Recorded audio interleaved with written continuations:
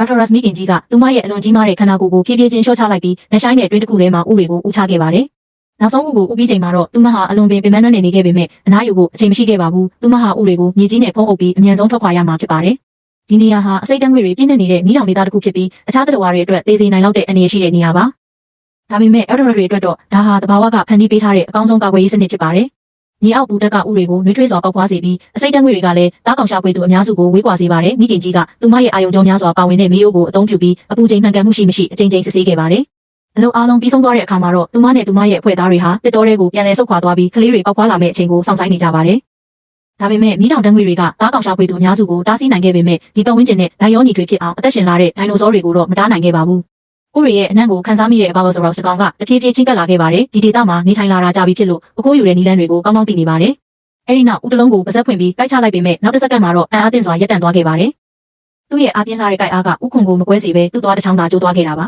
။နောက်တစ်ချိန်ထပ်ကိုက်ကြည့်ပေမဲ့ဘလောက်ပဲအားဆိုင်ဆိုင်ဥခွန်ကမပြတ်စည်းခဲ့ပါဘူး။ဒါဟာ Brachiosaurus တွေရဲ့ဒုတိယကာကွယ်ရေးစနစ်ဖြစ်ပါတယ်။မီးတောင်မြေကြီးရဲ့အစစ်တက်ကိုခံနိုင်ဖို့သူတို့ရဲ့ဥခွန်တွေဟာအလွန်ထူထဲပြီးမာကျောလာအောင်ဆင့်ကဲပြောင်းလဲခဲ့တာဖြစ်ပါတယ်။အပြင်ဘက်အလွှာတဖြည်းဖြည်းပါလွှာသွားပြီးပေါက်ဖွားရမယ့်အချိန်ရောက်လာမှသာကလေးတွေထွက်လာနိုင်တာဖြစ်ပါတယ်။သို့တော့ကလေးတွေဟာမိခင်နဲ့တွေ့ဆုံခွင့်မရခင်မှာပဲပထမဆုံးအနေနဲ့ရောက်ရှိလာခဲ့ပါတယ်။ Brachiosaurus အုပ်စုတစုကသူတို့စီကိုချင်းကပ်လာနေခဲ့တာပါ။ဒီသားကောင်ရှာဖွေသူတွေဟာ Abalosaurus ထက်ပုံမညံကောင်းကြပြီးဥတွေပေါက်ဖွားပြီးချိန်ကိုစောင့်ဆိုင်ကတိုက်ခိုက်ဖို့ရည်ရွယ်ထားကြပါတယ်။ငွေကင်းစာ Brachiosaurus ကလေးတွေဟာကိုကိုမကာကွယ်နိုင်သေးတဲ့အတွက်ချက်ချင်းပဲသားကောင်ဖြစ်သွားခဲ့ပါတယ်။အရေးကြီးတဲ့အဲ့ဒီအချိန်မှာပဲမိခင်တွေပြန်ရောက်လာခဲ့ပါတယ်။မီတာ40ကျော်ရှည်လျားတဲ့ Brachiosaurus မိခင်ကြီးတွေနဲ့ရှင်လိုက်ရင် Morphosaurus တွေဟာပိုးမွားလေးတွေလိုတောင်ထင်ရပါတယ်။ဒါပေမဲ့အမဲလိုက်သမားတွေကနောက်မဆုတ်ခဲ့ကြပါဘူး။ခေါင်းဆောင်ရဲ့အချက်ပြမှုနဲ့အတူ Morphosaurus အားလုံးကတပြိုင်တည်းရှေ့ကိုတိုးဝင်တိုက်ခိုက်လိုက်ကြပါတယ်။သို့ပေမဲ့ဒီလိုအေယာမဒိုင်နိုဆောကြီးတွေနဲ့ရင်ဆိုင်ရမှာအမှားတစ်ချက်ဖြစ်သွားတာနဲ့လေထဲလွင့်စင်သွားနိုင်ပါတယ်။အခွင့်အရေးကိုဖမ်းဆုပ်လိုက်တဲ့ Morphosaurus ခေါင်းဆောင်က Brachiosaurus မိခင်ရဲ့ဝမ်းပိုက်ကိုလက်သေးနဲ့ပြင်းထန်စွာချစ်ချလိုက်ပြီးလယ်ဘင်းကိုသွားနဲ့ကိုက်ဖမ်းလိုက်ပါတယ်။နာကျင်မှုပြင်းထန်လွန်းတာကြောင့် Brachiosaurus မိခင်ကြီးက